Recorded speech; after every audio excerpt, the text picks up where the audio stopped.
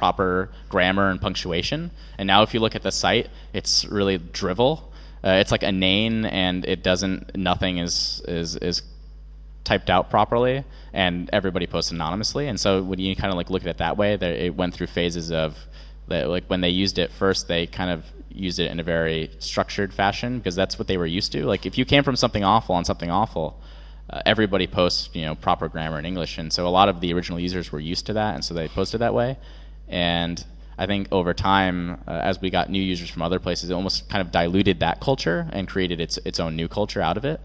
And again, like the way the site's grown over the years, it's been, when I say organic, I just mean, like, for example, so we started with this one board, and we've gotten we have 42 or 40-ish topics now, with just a really wide range. Again, auto, video games, anime, photography, a bunch of porn, origami. So the way that I decided to add all of these boards was not just sitting and going, I kind of want this, let's do this. It's been, on the random board, people posted a lot of anime, so we made an anime board. On the photography board, people posted a lot of cars, we made an auto board. So it's really been responding to the users and their tastes in that sense.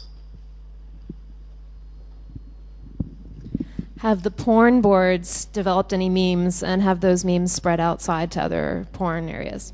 Okay, the one I can think of off the top of my head was there was this picture of like a woman leaning against a mirror, and so it looked like there were two of her, and she was naked, of course. And somebody responded like, twins, and somebody responded like, that's a mirror, you fucking idiot. And there's a are you familiar with like motivational posters? There's a motivational poster of that, and that gets reposted kind of frequently. I don't know of it. I would say really most of the porn boards, like straight up adult material, I wouldn't say they produce a lot. But the random board, the B board, there's a divide on the site. There's work safe and not work safe, and I would say the random board is obviously not work safe, and that produces like 90% of the culture, and that's just a number I made up right there, but it's probably pretty much accurate. There's a little bit of lol porn around, like Icon has butt sex and stuff like that. Yeah.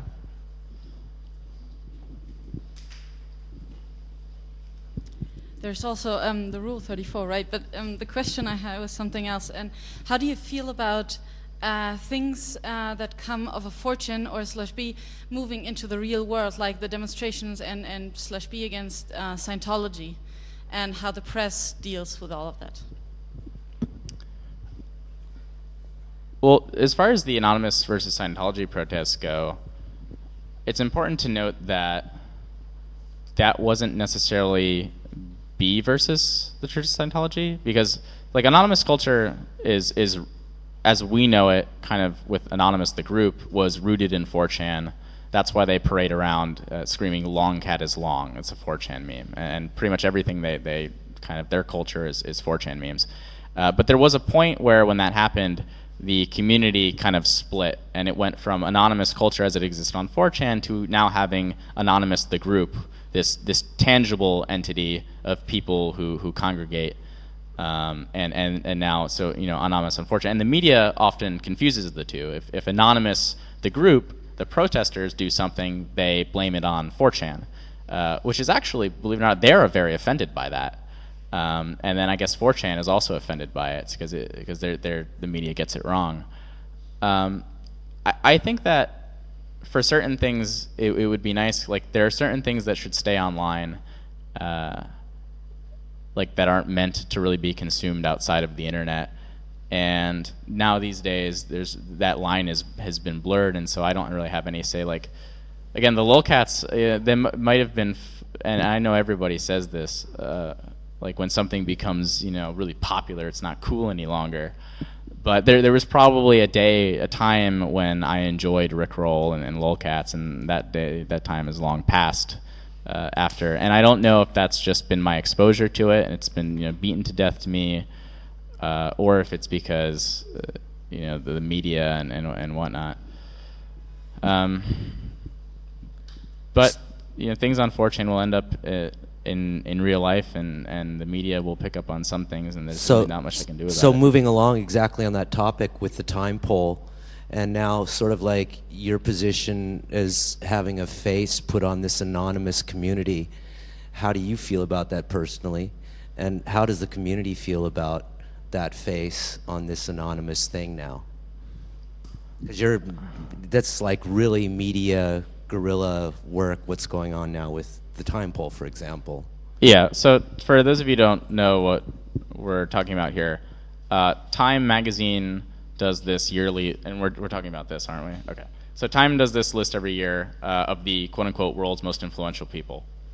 And they do there's an online component to it.